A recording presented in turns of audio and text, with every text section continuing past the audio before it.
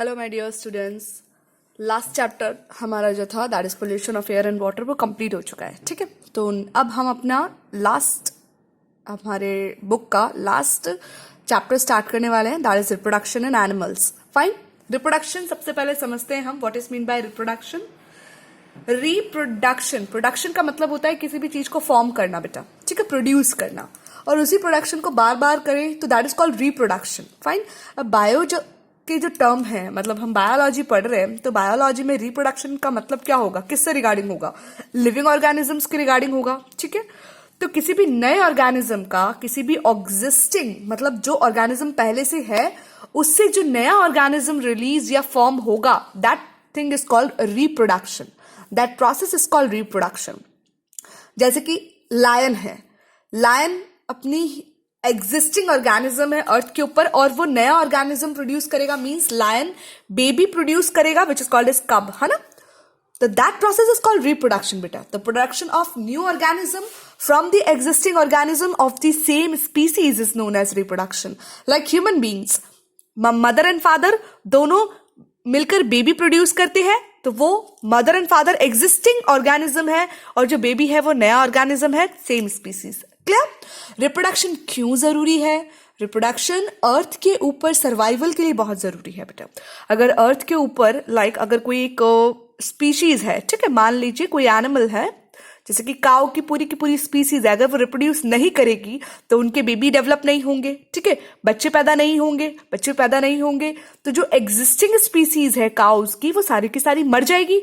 Living organisms क्या है बेटा, एक टाइम के बाद उनकी डेथ होती है। We all know that is a eternal truth कि जो लिविंग ऑर्गेनिजम्स की लाइफ है एक टाइम के बाद उनकी डेथ होगी। सब लिविंग ऑर्गेनिज्म की अपनी एक लाइफ स्पैन होती है, ठीक है। तो cows is also having life span of about 10 to 14 years, that's it.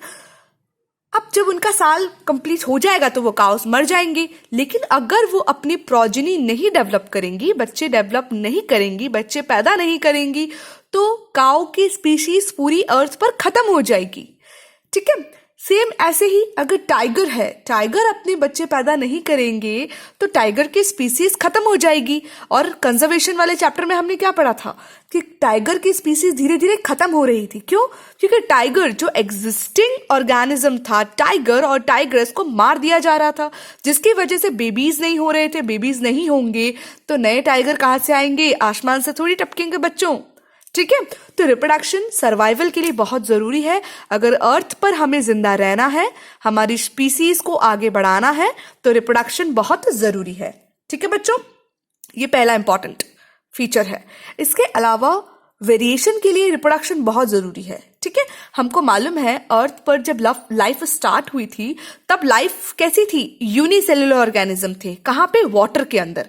धीरे धीरे वो यूनिसेलुलर ऑर्गेनिज्म वाटर के अंदर जो रहते थे वो जमीन पर आए। जमीन पर उनका शेप और साइज कुछ दूसरा था। धीरे धीरे वो जब जमीन के ऊपर बढ़ने लगे, प्लांट्स डेवलप होने लगे, तो एनिमल्स के फीचर्स, एनिमल साइज अलग अलग होने लगे। तो वेराइटी ऑफ एनिमल्स दिखने लगी कि नहीं दिखने लगी? स्पीसीज, फिश से क्या बने? फिश से क्या बने? फ्रॉग्स बने, सैलमेंडर बने, फिर उससे आगे क्या बने? क्रोकोडाइल्स बने। ठीक है, तो ऐसे धीरे धीरे एनिमल्स की क्या होती गई? वेरिएशंस आते गए और नए नए स्पीसीज के एनिमल्स बनते गए। हम लोग जो ह्यूमन बींग्स हैं, हम पहले ऐसे थोड़ी थे सेम टू सेम। हमारे एंसेस्टर्स कैसे थे? चिंपैंजी एंड गोरिल्ला के जैसे थे ना। तो हम कैसे चेंज हुए? आज हमारी बॉडी के ऊपर इतने ज्यादा हेयर नहीं है, ठीक है, हम प्रॉपर एक दूसरे से आराम से अच्छी लैंग्वेज में बात कर सकते हैं। हमारा पोस्चर बिल्कुल स्ट्रेट होता है, जब कि मंकीज की अगर बात करें तो वो बेंड होके अपने चारों हाथ पैरों पर चलते हैं, हम सिर्फ और सिर्फ अपने दोनों पैरों पर चलते हैं। ठीक है, हम अपना दिमाग यूज कर सकते हैं।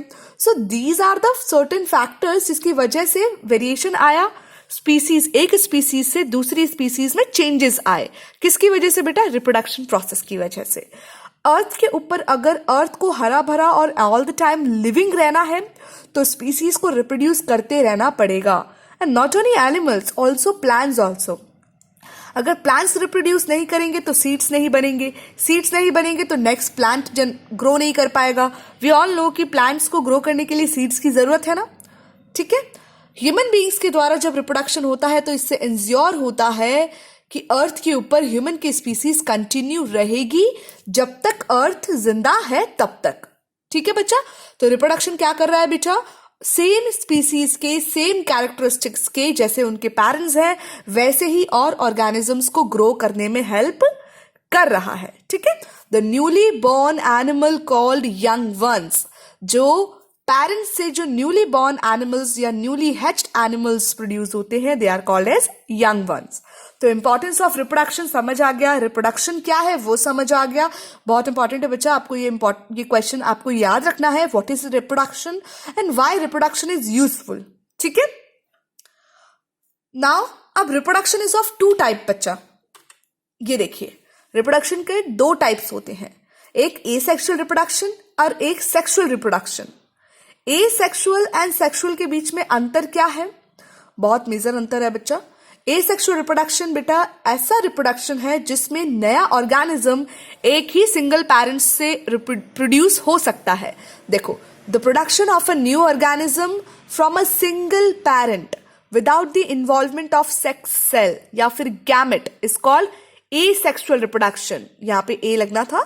ठीक है, जैसे कि बाइनरी फिशन, हमने अपनी लास्ट क्लास में इन 7th क्लास आप लोग ये पढ़ के आए हो, बाइनरी फिशन हो गया, ठीक है, एंड बडिंग हो गई, स्पोर फॉर्मेशन हो गया, वेजिटेटिव प्रोपगेशन हो गया, ये सब कौन से मेथड है रिप्रोडक्शन के, ये सब एसेक्सुअल मेथड है रिप्रोडक्शन के।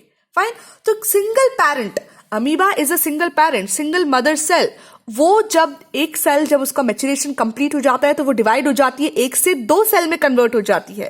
फाइन, अमीबा, पैरामीशियम, यूग्लिना, ये सब कैसे है, यूनिसेलुलर ऑर्गेनिज्म है, सिंगल सेल्ड ऑर्गेनिज्म है जो अपने आप डिवाइड हो जाते हैं, एक से दो सेल में डिवाइड हो जाते हैं। ठीक है, तो यहाँ पे दो पेरेंट की जरूरत नहीं पड़ी, मेल या फीमेल पेरेंट की जरूरत नहीं पड़ी, एक ही पेरेंट से रिप्रोडक्शन हो गया और डेवलप हो गए babies. So this is called asexual reproduction.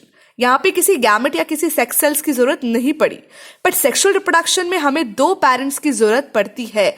The production of a new organism from two parents, this is T. ठीक है, यहाँ पे सेक्स सेल्स की जरूरत पड़ती है। भाई मेल है तो मेल गैमेट की जरूरत पड़ेगी, फीमेल है तो फीमेल गैमेट की जरूरत पड़ेगी। This is called sexual reproduction.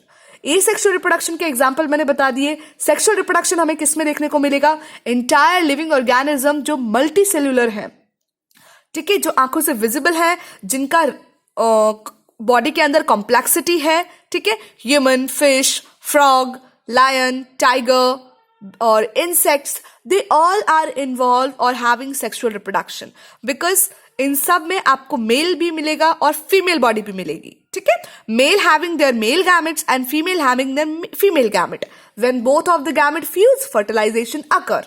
ठीक है, तो फर्टिलाइजेशन और आगे की फॉर्मेशन के बारे में हम डिटेल में और नेक्स्ट क्लास में जानेंगे। फर्दर आपके लिए आज जानना इतना इंपॉर्टेंट था, बुक में आप रीडिंग करिएगा, व्हाट इज रिप्रोडक्शन, रिप्रोडक्शन की प्रोसेस, रिप्रोडक्शन का इंपॉर्टेंस ही क्या है, and types of reproduction, both asexual and sexual reproduction आपको अच्छे से समझना है विद एग्जाम्पल बच्चों। ओके।